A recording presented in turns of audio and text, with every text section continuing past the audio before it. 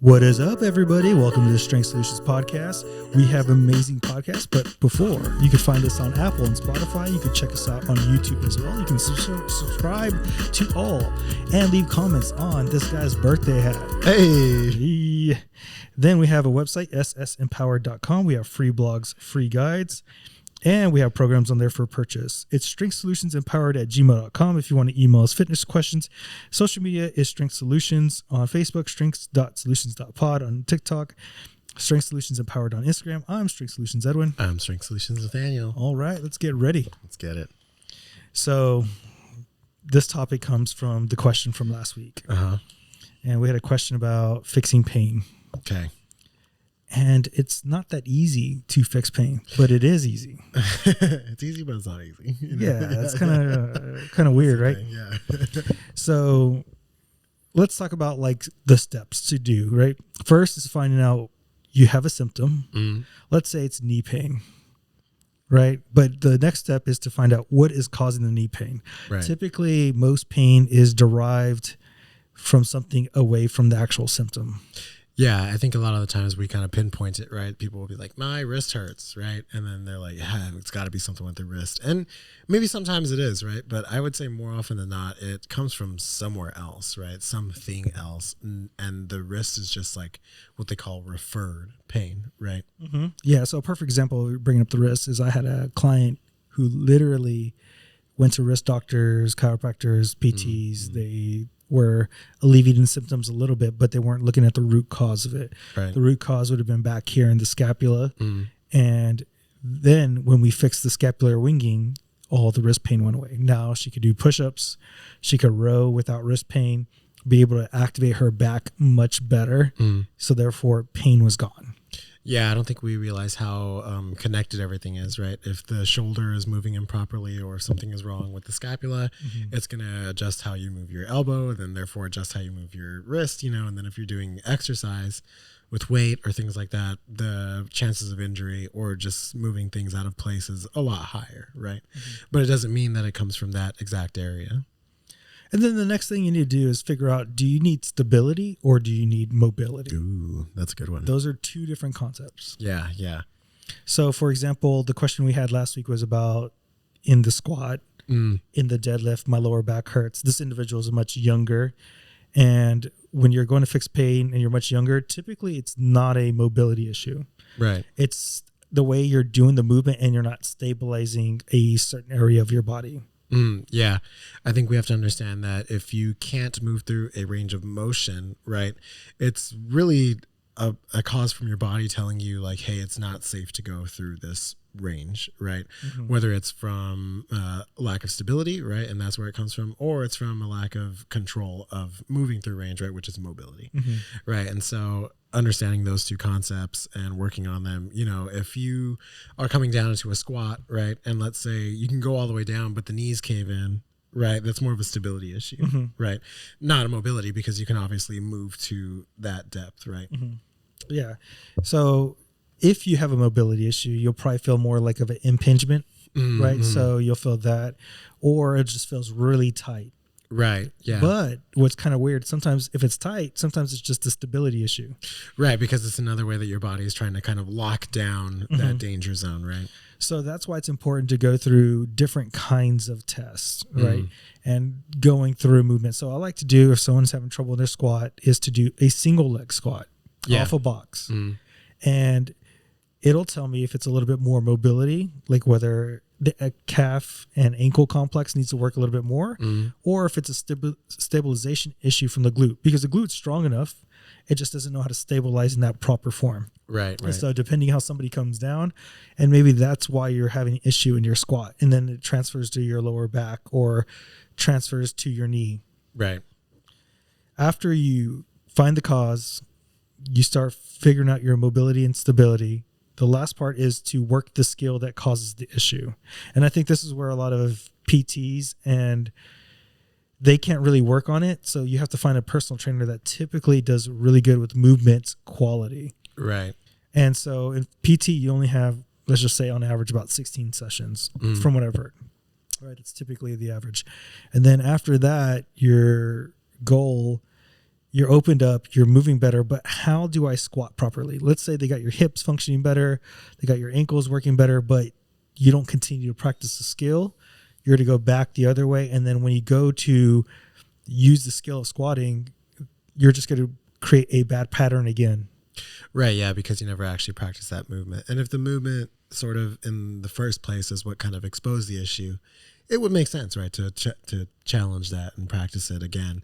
And just like you said, it's working on the skill. It's practicing the movement over and over and over again now that you're in a better place, right? Mm-hmm. And I think that's why sometimes we'll say, like, hey, maybe you do need to go PT, right? And then when you're done, come back, right? And then we can try and move through this again. Mm-hmm. And I think it's important to make sure that you, like, it's okay to refer out, right? And then come back and then work on those skills that you have, so that you can go through them. And hopefully now you can move through those larger compound movements without pain.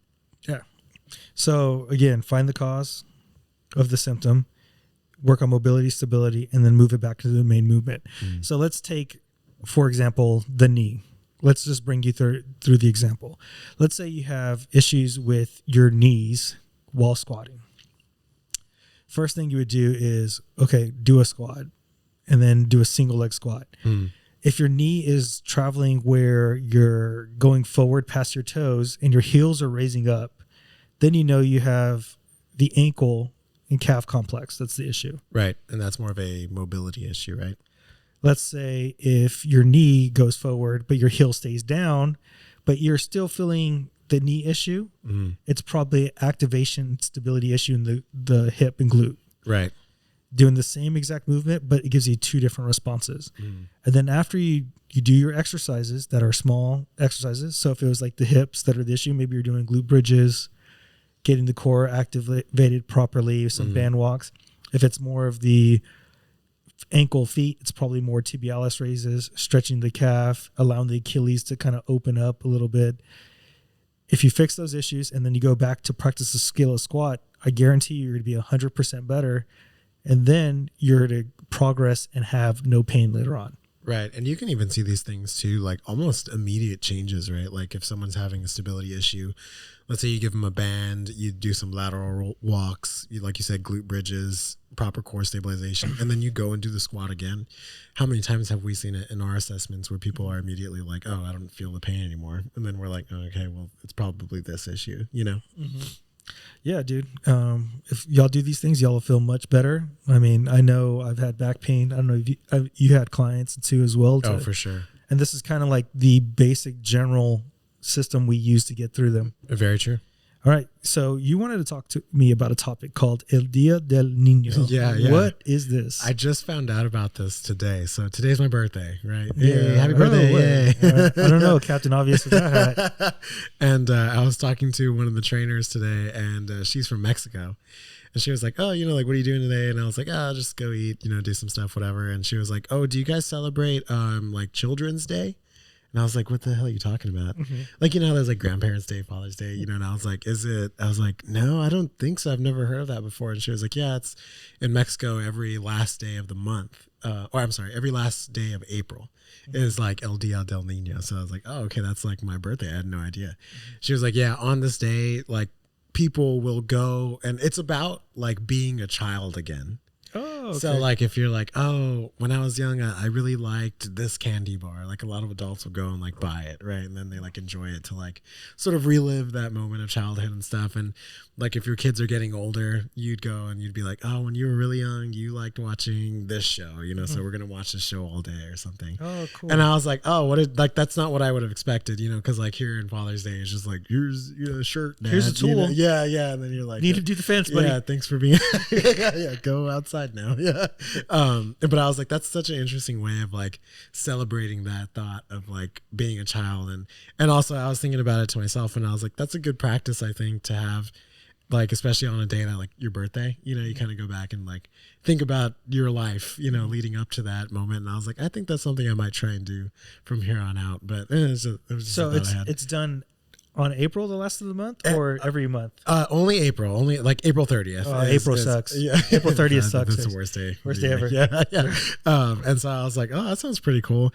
And it got me thinking too. I was like, I wonder what I would do. Like, what is like my childhood thing? What would you do? What would you do if you? I don't know, man. I literally don't know. Yeah, isn't that weird? I thought the same thing. I was like, I have no fucking clue. Let me think what about I would it. do. Yeah, I maybe go outside. Probably all day. Because that's what I used to do as a True. kid. Yeah, drink out of the water hose. Play Red Rover. Yeah. Maybe watch a little bit X-Men. Oh, there you go. Yeah. Yeah. Is that like a good show for you when you were younger? Dude, I used to love Wolverine. And Cyclops. And, yeah. Dude, Rogue was hot. Oh, dude, have you seen Dune? No, I have not. Oh, what the hell? Have you seen the first one? Nope. Zero? What? Nope. I wasn't really expecting you to say that you'd have at least seen one of them. You like sci-fi shit. I know. Dude, but you I'm gotta also watch married and I have kids. so I'm not just going to abandon my family for 5 hours. Like you've abandoned Camille. Yeah. See you later. I'm going to go watch Dune 2. Be back tomorrow. Yeah, the first movie is super, super good. And then I watched the second one on Sunday. Badass, bro. I loved it. I heard it was great. Yeah, it's as good as the first one, if not better. So I think you should check it out, man. Yeah, I've been watching Iron Fist. Fuck your family. Oh, damn. Yeah. Iron Fist, is that a Marvel show? Yeah. Is it good? Yeah, I liked it. Who is it about?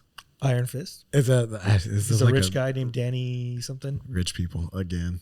It kind of reminds me of rich people, dude. Stupid. You love the 1%. The 1%ers. It kind of reminds me of Green Arrow. Oh, okay. It's like vigilante, almost same kind of concept, and he's not so much a vigilante as he's trying to shut down the hand or whatever it is. But okay, is that like his enemy, his ops? Yeah. Okay. I liked Arrow when it was on TV. I love that show. Yeah, dude. Honestly, they just killed it at the end, though. Yeah, dude. Me too. Like, I have this big thing with like love interests. If I'm fine with love interest being in a show or movie or whatever it is, but if it becomes like the whole purpose of the show, it pisses me off because I'm just like, that's such a weak like story plot. And so in Arrow, I remember watching a lot of it, and then towards the end of it, also it's like super forced. Like I was like, there was no love interest here at all, but like now suddenly in the last 3 episodes, he's like super interested in one of his like people he works with. And then that like became the whole plot of the rest of the show, and I was like, I don't give a shit about this.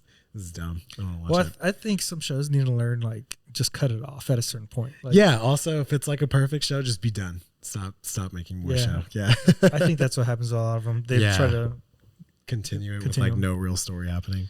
So good news, bro. What's good news, man? I ordered my Semiglutide. Damn. I told you I was going to experiment. You did tell me. I have another experiment that I told you off air. It's going pretty well. A big experiment. A big experiment. But it's going great. So I ordered Semiglutide, and I was thinking like, okay, it's like birth control, opiates, antibiotics. At the beginning, we thought, oh, this is great. This is fantastic. You know, when we come to find out later is antibiotics. If you take too many, it destroys good bacteria in your gut. Right. Birth control, now we're seeing the side effects and reading about them. Yeah. Like change of pheromones. You got also messing with the hormones, maybe infertility. In our water, there's a lot of estrogen now. And so it's changing a lot of dynamics, whether it's just not affecting women now, it's affecting men. Yeah, that's why I don't drink water, bro. I'm like, nah, I'm not a big girl. You just drink your own piss or what? Just testosterone only. Just testosterone. Stupid. And then the opioids were like, oh, it's good for pain, but we didn't talk about the addiction piece, right? Yes. So it made me think about this is the same thing that's going to happen to semiglutide, which is Ozempic, Mounjaro, sure. Wegovy, trizepatide. Same concept. But I was like, okay, it's going to be part of what the fitness industry is going to have to handle in the future. True. Very true. Because these are going to be side effects, because when you don't eat enough and you don't work out, there's muscle loss and there's osteopenia or osteoporosis. Yeah. So how do we handle that as trainers? And I was thinking, and that's the main part of my experiment I want to see is like, how do I got to work out? Because I'm going to be eating less. And on top of that, I won't have cravings to eat more. I'm wondering the difference in experience that you will have as someone who is also supplementing with testosterone, right? And anabolic. That'll to it, bro. You know, that'll keep you, or theoretically, right? It would keep you normal, right? You would still build muscle.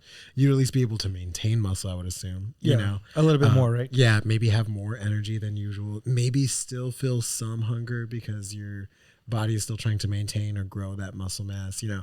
So I'm wondering, I wonder if both of them together, you'll actually just have a good experience and not have any quote unquote side effects, you know what I mean, that maybe most people would experience during this. So I'm going to get it in, but I'm not going to do it right away. Yeah. One reason I want to do is I kind of want to go into a cut before I go there. Okay. Because I don't want the dramatic, and this is what I'm thinking. You don't want a dramatic calorie deficit or calorie loss of where you were to just suddenly happen out of nowhere. Yeah, and that makes sense. So I'm trying to like trigger it into the sense of, okay, I'm going to take this, but I'm going to start lowering my calories if I was like an individual who already has low calorie. So you're like most individuals probably don't eat as much as what I eat. Right. So you're essentially like prepping. Yeah. Yeah, that's interesting. Which I think is a smart idea. It's probably what they should have most people do, right? Like prep their body for a calorie deficit, right? Learn what they're going to feel like, et cetera, and then take the medication. So I'm also thinking like part of the prepping process should be, you should be with the trainer for 6 months and just on a bulk. And learning how to eat more calories. So that way we could get your metabolism a lot higher, because a lot of people have a quote unquote, I hate this word, damaged metabolism. It just means a slower metabolism because they've adapted over time to eat less. A different situation. Because they have less muscle, less tissue that requires a lot of calories. Right. So I've been thinking about, okay, they need to do this. Imagine the worst people to give this to would be people who have already yo-yo dieted and have never lifted weights. Yeah. Yeah. And it makes me think, because in our space, I haven't really met people who have tried this. I had this conversation with Amanda a little bit, and she was like, yeah, I know quite a few people in her space. Wow. And we talked about how a lot of people are taking it just as a quick, easy fix versus using it as a tool, which is how I see it. Right. It's a great tool to help you stay away from hunger. Maybe you make a decision that's a little bit different, like going out to a party. Maybe you'll have like a piece of cake, but you don't have as much. Or you have some cookies, but you don't have like 10 cookies all of a sudden. Right. It stops you. Yes. In these social environments. And then it got me thinking about social environments. Let's say I'm going to a party. I'm not going to eat. What are people going to think of me when I'm not eating? We don't talk about our world revolves around food a lot. Especially family, like in our culture, right? Right? And so what's going to happen in these social situations that I'm going to have to take it?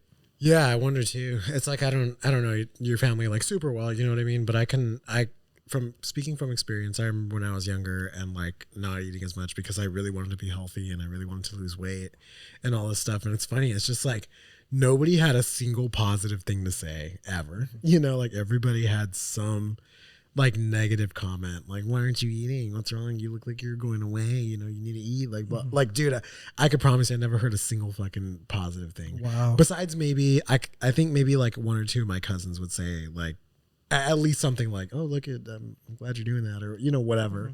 And it's like literally everybody else like had a literal problem with it. Like had a problem with the fact that like I was losing weight. And it's so odd, you know? And it's like, it's funny because I see that in like the other clients and stuff too, who have like not, I guess, like Caucasian culture, right? Like, cause I would say like Hispanic, like black family, stuff like that. A lot of it is like food based. Like it's like, that's how you grow up. That's how you're strong and healthy and all that stuff, you know? And it's like, I've had clients who were like, you know, I was at this weight and everybody was like, you need to lose weight. And then I lost weight and then everybody's like, you're too skinny. And it's just like, bro, you can't fucking win. You can't win. No, dude. Yeah. And at the end of the day, I think that's something you got to realize, right? And you just got to be like, you know what? I'm just going to do it for myself. You know? You brought back a memory in my head. Uh-oh. Dude, I remember when I was How's that make you feel? I remember going to my parents' house when I was like super lean, like 7-8%, and my ribs were showing. Just they're fucking like shredded, bro. Dude, cut. I was a skinny cut. Oh, okay. Because I was like 155. Oh wow, okay. Yeah. And my mom was like, you need to eat. And now I'm just too fat. I'm just like, are you getting fatter? Like, it's never going to appease like the people at all. Which is odd, right? Because I think about it myself and I'm just like, what do they think? You know what I mean? Like I'm thinking about, I think it's self-projection, to be honest. I think a lot of it is they're projecting because I've changed in my body. They have to make a comment and control over you. Right. And I think part of it's control and part of it's like self-reflection that they're not doing it. Yeah, for sure. Yeah. It's just so odd, you know, like I couldn't imagine, you know, let's say my kid struggled with weight and then they lost weight. How could you ever just be like, oh, now you're too skinny? You know what I mean? Like, I'm like, dude, do you not understand like all the shit that they had to go through to do it? Maybe they don't. Maybe they don't understand. They don't. You know? Or, dude, I'm literally at the gym and I'm eating carrots and people will be like, oh, you're eating like a rabbit. Like, oh yeah, making comments like that. I'm like, what's like, I'm eating fucking vegetables. The only comment I would make about you is you eating raw tuna with nothing in it, bro. Stupid. That's gotta stop. What? I like my mayonnaise in there. Oh, you put mayonnaise in it? Yeah. Oh, okay, all right. Yeah, bro, I don't eat it just straight raw. I literally had 2 cans of tuna last night, so I'm not talking shit. I don't know. Maybe it tastes like your mom and I like it. So, this is familiar flavor. Yeah. I've had this before. It's Nathaniel's mom. It even smells like it too. Some salt. That's hilarious. I go like this and like like sprinkling it all hardcore. Bro, it's my birthday. You can't make jokes like that, bro. It's my birthday, bro. We're talking about that's the day you're supposed to make fun of Lori's. Yeah, I need a roast. We should have a roast, dude. Oh, dude, that'd be awesome. Have all the guys over and just roast you. Yeah. That would be hilarious. Dude, we should send out a text after this. Definitely. I was telling my brother about coming on the podcast and he was like, oh yeah, I really want to. And I was like, you gotta just sit in for just like a normal ass podcast, just like be here and just do it. And he was like, we should do one where we just get as drunk as we can from Edwin's fridge. And I was like, I'm down. Oh, I'm fine with that, but we gotta plan it like on a Sunday when I don't have to get up the next day. Tuesday afternoon. Stupid. Stupid.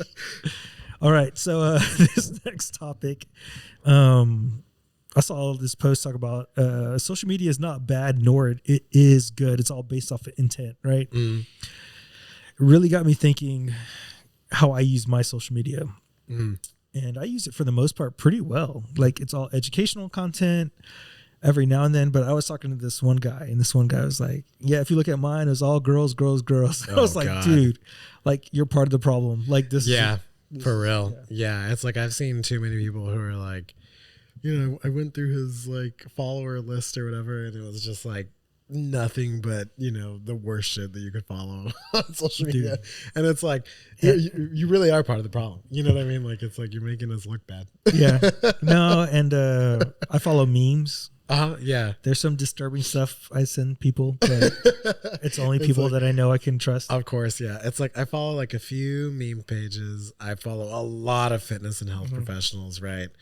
Some friends and like local businesses. And that's like literally my whole, you know, Instagram, because that's the shit that I'm interested in. Right. But if you go in and you're like just following whatever, or maybe you only follow friends and things like that, you're just setting yourself up to like fail, you know what I mean? Or fall into like some comparison trap or something. And then you're like stuck on social media because that's its whole purpose is, right? Is to just make you scroll, and you're just filling yourself with like the worst content ever. Yeah, dude, it's crazy. Yeah. And then so like I'm like also talking about social media is a great thing, but it's also hard to maneuver, man, because I was looking for a product of the other experiment that I'm doing, and I was like, which one's really good, which one's bad, and then you have so many conflicting like this Everybody's is the best, this something. is the best. It's just like, where do I go? Who do I trust? And I'm like, I think this is why doing the podcast is going to make a huge difference, is because now I'm going to talk about this in long form, and you can follow me and trust me a little bit more, right? So there's like certain people I follow and like I trust them a little bit more than the average person if they make a comment about it. Sure. And it's just crazy how much information is out there and how much it pulls at your attention. It's also funny, I mean, this might be a little bit of a tangent or something, but it's also funny that I notice the way that the message is delivered changes my reaction a lot to it. Like, you know, like let's say Squat University, like his content is just like straight, simple, forward. There's nothing funny about it. And like, honestly, he even tries to be funny and he's just like not funny. He's awkward, right? He's not funny. Yeah. And it's just like, I trust it. Like, I'm just like, I know this guy knows what he's talking about. That's just the way it is, you know? And then you get other people on like a totally extreme end, like Bio Lane, who will just go and like fucking rip someone to shreds, you know, like on every single video.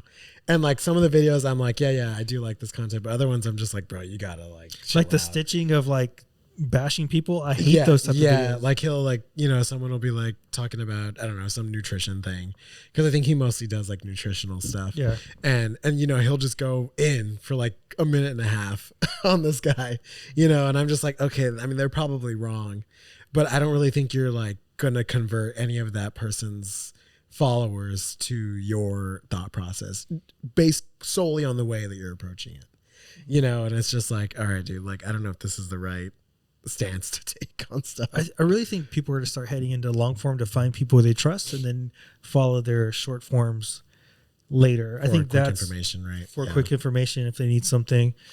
But I know you need a foot in both, but yeah, it's just really interesting. And then I was thinking about like for my kids, I wish there was a law that was like until they're 18. For social media? Yeah. Because you set the law, bro. You're the cat's out of the bag, bro. Because I didn't think about it like when I was younger. And plus I had people override me on the cell phone piece. Yeah. That are outside of my household. Mm-hmm. And I wasn't ready to take charge then, but I am now. If I would not have introduced the cell phone until later. I would introduce social media till later. But what we do is we create activities as a family to make sure they're not on the phone. Yeah. And that's what you can control, right? Yeah. Just like your mom.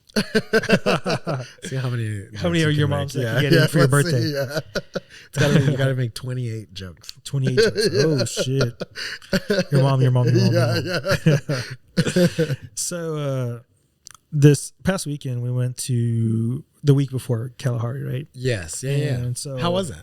It was cool. It was a good time. Yeah. And, was it just y'all? Yeah, it was just the kids and myself. Yeah. Totally immediate family. Just immediate family. Yeah. And then your mom. So fuck, man. It's got to be 10 right there, dude. So I was proud of my daughters, dude. They were like really getting out and speaking up for themselves, like ordering. And Janelle got her Karen on, complaining about the crane game. Oh, shit. And so she stood up for herself because the crane game like picked it up and then like it opened up a little bit and then dropped it. Yeah. And then she picked up two of them. It was completely closed. At the top of it, whoop, and dropped them.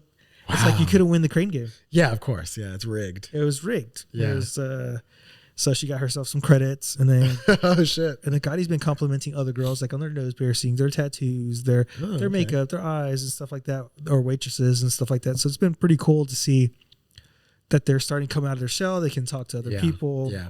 And dude, I'm excited about the summer and going to McNay, and then have my oldest practice drawing and figuring out what she wants to do, the art realm. Is she going to like a class there or something? No, we're just going to show up. We're going to look at paintings, and I'm like, let's copy this painting, and I'll be listening to a podcast, sit down right next to her while she's drawing. Okay. She's going to sketch. She's going to sketch. Yeah, other paintings. That is a good practice. Yeah, I know a lot of my friends were like architects and things like that, and I know one of the guys that I talk to now, fucking incredible artist, dude. You know him a little bit, and dude, so good. Like I've seen his like sketchbooks, and you're just like, what the fuck, dude? Like, how? And he just goes and sits somewhere and is like, I'm just gonna spend the day sketching this, until I feel like it's good enough, and then that's it. It's fucking crazy, dude. Dude, that's cool. I think Yanela would be cool for her to see his sketchbooks and see what he does. And stuff like that. Man. Yeah, it would be. It's like,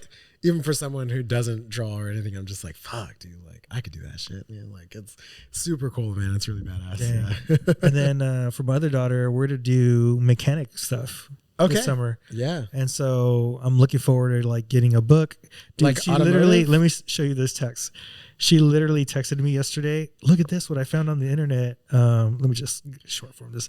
But it was literally 1950 Chevrolet Bel Air. Dude, like, we're going to refurbish this, Dad. She's like, look, I got a picture and it tells you about the different car parts and everything like that.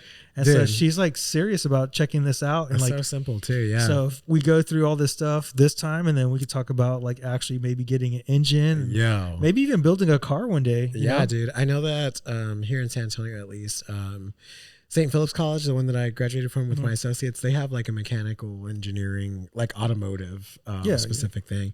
There's another school. It's funny because when I was younger, I wanted to be a mechanic too. That was like my whole dream. I remember like drawing a picture of like, what do you want to be when you grow up? And it was like a mechanic. And I'll never forget my teacher being like, this is the first time I've ever gotten this. And I was like, that's kind of badass. Yeah. Should have stayed that way. We made more money.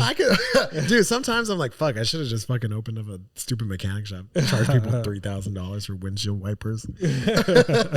And I mean, like I work on my car now, right? So I still kind of get that outlet and stuff like that. But dude, that is badass, man. I hope that they continue with that. Yeah. And then my son wants to have to get like astronomy books and stuff like that. Oh, okay. And I'm like, okay, that's too hardcore for me. You're on your own, buddy. You see that star? It's called the North Star because it's bright. That's what I know. So I'm going to be learning a lot of new stuff myself, bro. Yeah, that's really cool, man. Yeah, because you're going to engage with them, right? And you're probably going to gain knowledge in the same way, too. It's pretty badass, bro. Before we go to studies, is there anything you want to mention? I don't know. Am I supposed to mention anything? About me and your mom? Actually, you know, we have a special message from Donald Trump. It's Nathaniel's birthday. It's the best birthday in the world. You know, everybody's saying it. I get calls all the time. The mic's just really big because my hands are really big. I needed a bigger mic to make a big announcement. There you go. That's what I wanted to say. Okay. All right. Let's go into the studies. All right. So the first study is new research at the University of Warwick. And the research highlighted the profound link between dietary choices and brain health. So in this study, they literally had different diets. They controlled for everything. And it just showed how important diet affects how your brain works and functions. Yeah. And they even did it on IQ scales. Oh. Right? And that was really cool to research. There's even been research, I don't know if I've ever shared this one with you, where there's rats. They would feed them the American diet. And then the other one, they would feed them like a really healthy diet for a rat. And the diet that was healthy, they had this little island. They would dump them in like this water, and they would have to swim towards the thing to get like onto land, right? Yeah. Well, the mice that were healthy could swim as soon as they were dunked in the water into the spot. Okay. As soon as they introduced the American diet, you would see the mice go in circles. They were confused. They didn't know which direction to go. Weird. So they were just like panicked. I gotta ask, what was the American diet? Like, what were they feeding them? Was it just like macro related, like high fat, something like that? Yeah, it was macro related, safe for them and stuff like that. You know, French fries, burgers. Yeah. He's got like a burger and a milkshake. He's fucking chilling. But it shows you how important diet is just from a cognitive function. So like today I feel clearer because I didn't have 2 meals before coming in. That's funny. I was talking to Vanessa, right, from Wellnessa, and I was asking her questions because I was telling you how I kind of wanted to see if there was anything to improve, like memory retention, brain function, stuff like that. And you were sending me some stuff, and I was like, you know what, let me just like ask her and see what she has to say, right? So I messaged her, and I was she like, said I was 100% right. Yeah, she was like the exact same screenshot, the same one. Damn, I knew it. No, she's in my phone. Yeah. I was like, what I asked her, I was like, hey, are there any foods or supplements that you would recommend for like cognitive health, you know, memory retention, et cetera, stuff like that? And immediately she was like, look, I'm always food first. Like, I'm only going to recommend, like, she didn't even give me a supplement. And I was like, damn it. I was like, just give it to me easy, man. Just give me a pill. So she was like, she was naming foods, right? Like, I think it was like blueberries, chia seeds, salmon, and some other things. Omega-3. Like, yeah, right. And like, she gave reasons why for each one too. And I was like, okay, cool. So I think in this next experiment for me, right, how you're kind of doing this is like, I was like, I think I'll probably introduce more of these foods into my diet and see if that makes any difference in like my memory retention, just like things like that. And so, go ahead. No, I was gonna say, I just think, is it gonna be addition by subtraction? I mean, subtraction by addition. What do you mean? So because you're adding these foods, you're subtracting other foods that may be causing you the issue. That's a good question too. You know what? I should probably ask the opposite question too. Like, what are foods that are bad for memory retention, right? Like, what are things? Because that would be a good idea. Because honestly, I was thinking, I was like, when would I even add them in? You know, like, if, let's say blueberries, it's like, Should I just carry around? Yeah, just like, fist him. Just fist him. Yeah, double Kind of like fist him. your mom. Fuck, man. You walked right into You're that doing one. a really good job, dude. Yeah. I'm impressed. Like your mom. Yeah, so I used to eat chia seeds a lot. Or I'm sorry, flax seeds. So I was like, I could probably add chia seeds into literally any fucking liquid. You make a protein shake too. Yeah. And so I was like, I think I'll try that and see kind of how That's cool. if it changes You should anything. still ask her like what supplements after you. She's not gonna tell me, bro. She's gonna be like, no. Have you tried any blueberries? No. Well, sorry. Damn it. Come on, Vanessa. You gotta give them something. Just give me a gummy to eat or something. Yeah. Like that, why can't I just get a gummy? Do you know of any injections that'll help with my? Do you know a machine that works you out so you don't have to work out? Yeah. I do. It's called your mom. I put a counter on this episode and see how many times it comes up. You should. Ding. Ding. Dang, I know it does come up your mom. All right, the second study is short-term incentives for exercise can lead to sustained increase in activity. Yeah, man. Your mom's my incentive. Yeah. I was reading this one, dude, and it was good. Yeah, it was interesting. I think they gave them like $1, right, for like 2 weeks or something, or it was like $14 or something like that. Yeah, and then there was like a financial incentive group. There was like another incentive. I can't remember. So there is a tracking group, right, where they just gave them like a fitness tracker and it reminded them. They were like the control group, right? Yeah, they're the control group. And then they had the group that had the financial incentive, right, and the fitness tracker.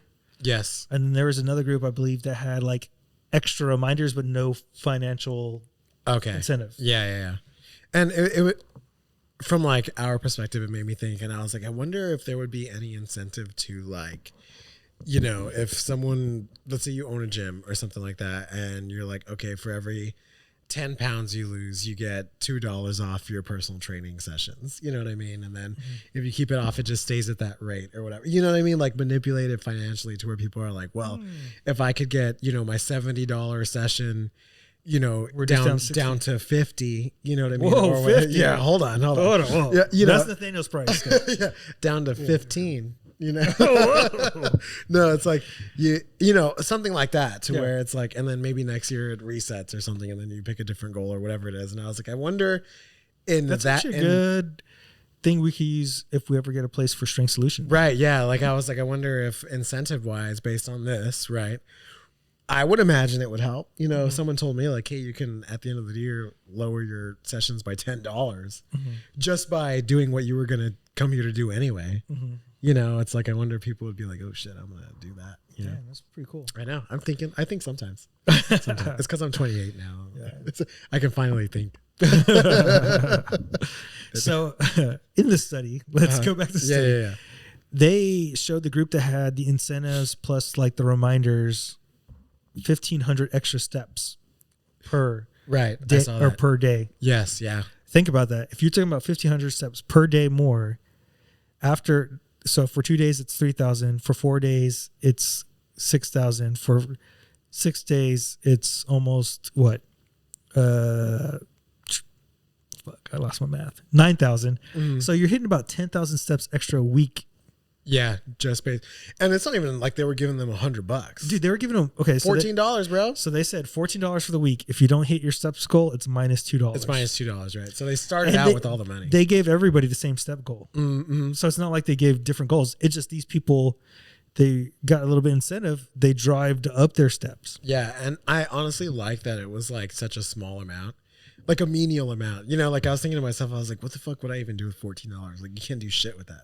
But if you could get a Big Mac with nothing else. Yeah, maybe. You could buy a Coke from McDonald's. Yeah. And it's like, if people are willing to do that for 14 measly dollars, then I'm just like, what could you do from our perspective with this information? Like how many people could we maybe get to reach their goals? All right, guys, if you like what we're doing, please find us on Apple and Spotify. Check out Strength Solutions, search it, and leave some reviews. Give us 5 stars for how amazing we are. Also, we're on YouTube. Leave comments down below. If you have any fitness questions, you can even leave a comment down below as well. Then, if you want to check us out on the website, it's ssempowered.com. We have free blogs, free guides, and programs for purchase. Then our email is strengthsolutionsempowered@gmail.com. Social media is Strength Solutions on Facebook, strength.solutions.pod on TikTok, and Instagram, Strength Solutions Empowered. I'm Strength Solutions Edwin. I'm Strength Solutions Nathaniel. All right, let's get ready for these fitness questions.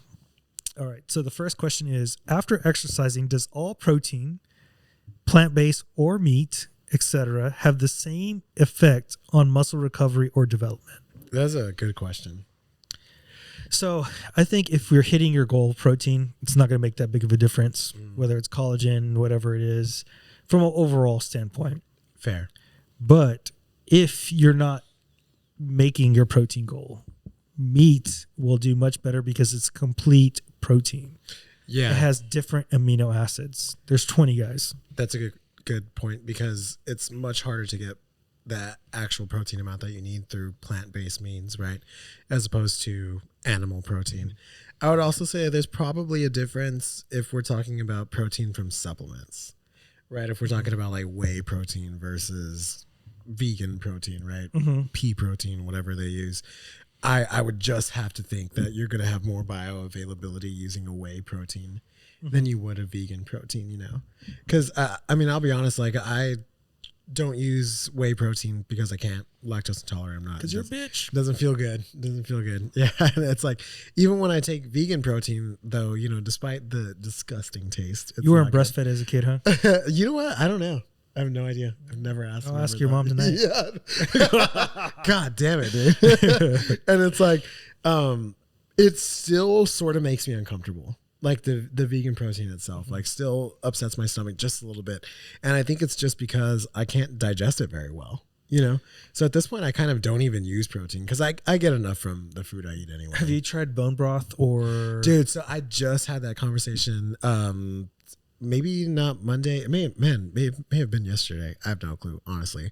We went to GNC because I wanted to go pick up some stuff. Like I wanted to pick up some creatine and some other things. And I just asked the guy, I was like, hey, do y'all have like any non-whey based protein? You know what I mean? And he was like, yeah, here's like our vegan protein and stuff like that. And he was like, but honestly, this is all we have if you're looking for like not whey. And I was like, man, I don't want vegan protein. It's disgusting. It doesn't feel good. I don't ever use it. I just sits there. And so I thought, I was like, man, I've heard of like bone broth protein and stuff like that. And I was like, I kind of want to try those. Like I've never tried it before, but I think that that's kind of my only option. So that might be my experiment too. You know, maybe I'll go find one of those and just suck on a bone. Kind of how your mom yeah. You knew it was coming. You're making it too easy today. I was giving you an alley-oop. All right. So the next question is, what is the best meal frequency when it comes to fat loss? Should you eat more small meals, or should you have big meals but eat less often throughout the day? Oh, interesting. At the end of the day, man. Good questions. It's whatever you do in 24 hours. It's going to be, I think it's so individual. I don't think people realize how exercise is individual. Nutrition's very individualized. You're literally like a thumbprint. You're so unique. And how often you eat is going to be depending on your sleep. What do you have for that day? What can you stand? What can you do consistently? Yeah. There's people who can eat 2 meals a day and be just fine, like this guy. Yes. I have to eat like 3 or 4 meals.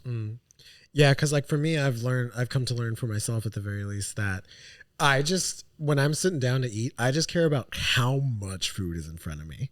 So like that makes me feel. Let's talk about your therapy. Yeah. Let's talk about why you feel that way. Did you not have food as a child? Yeah.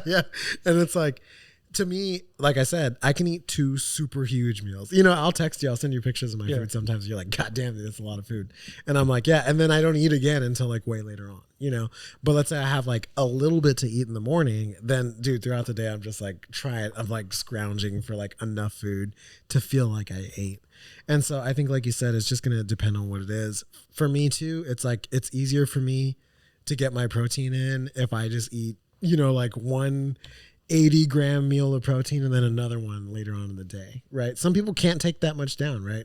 I can imagine that if you haven't had that much protein, you're like, there's no way I'm gonna fucking eat all this, you know? The problem is I could take all that down, right? Oh, you can take it. You can take it all down. Kind of like your mom. Oh my God. No.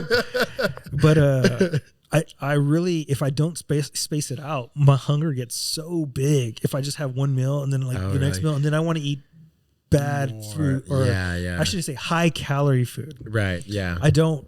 Not that I just can't eat more. I just want to eat high calorie food because I'm craving, the brownies, the chips, and all this stuff. Your body's just so I have to have them like spaced out throughout the day, at least 3. And that's important that you've noticed that, right? Because then if you're just like, well, I'll just eat 2 big ones, then you're going to be miserable the rest of the time, Yeah. Because I tried that. I tried where I fasted till 12, and I was just like, I'm just making poor decisions afterwards. Which is totally fair, right? That's a really good thing to notice. But yeah, I think it just depends on what you can do consistently, how much you can literally take in a single meal, and then from there realizing what you need in the same way that me and you have, right? And then just sticking with that.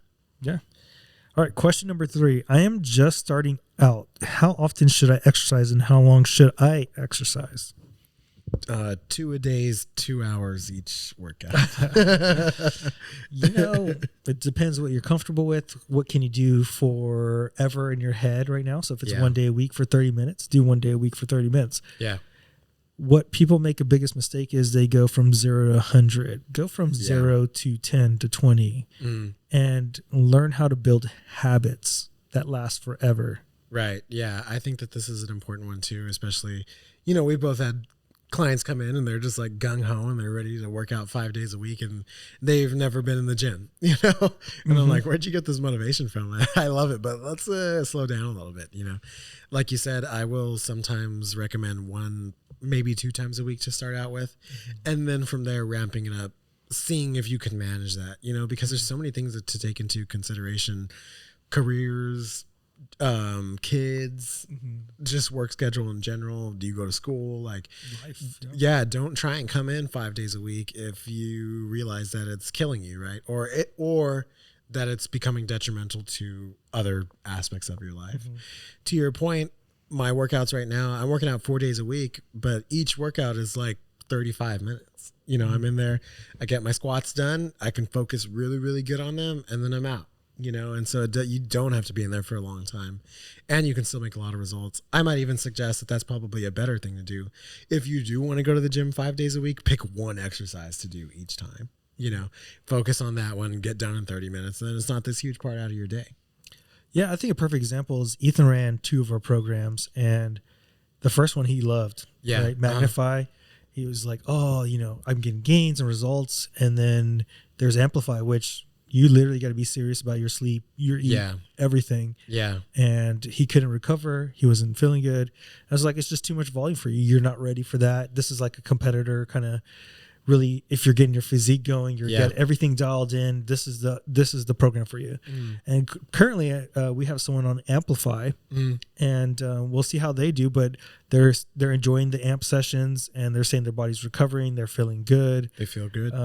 They're feeling stronger. They're feeling like they got the movement down better. Oh, nice. They're just getting out of the pre-phase into the first phase. And so they're going to lift heavy, and they're really excited. Yeah. I've been thinking about that too, because right now I'm sort of in a space where I'm like, I don't know if I want to continue lifting heavy through the next month, or if I want to kind of, because I told you that I had made some progress in my results recently, right? I dropped some body fat percentage, put on a lot of muscle, weight was essentially the same, and I was like, man, I don't really want to go up in weight anymore, but I also don't really want to go down a lot, but I still do want to lose body fat percentage. So I was like, well, the only option I have really is to put on more muscle mass, right?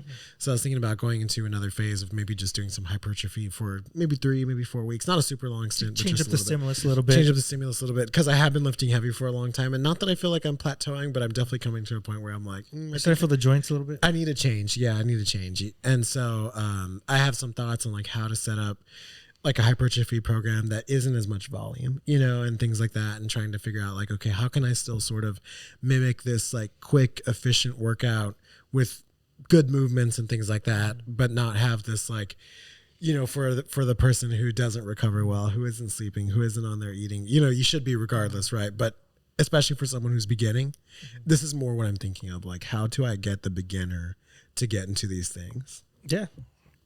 All right, last question. Is strength training or cardio better? Fucking strength training. I don't really care. That's the end of the podcast, bro.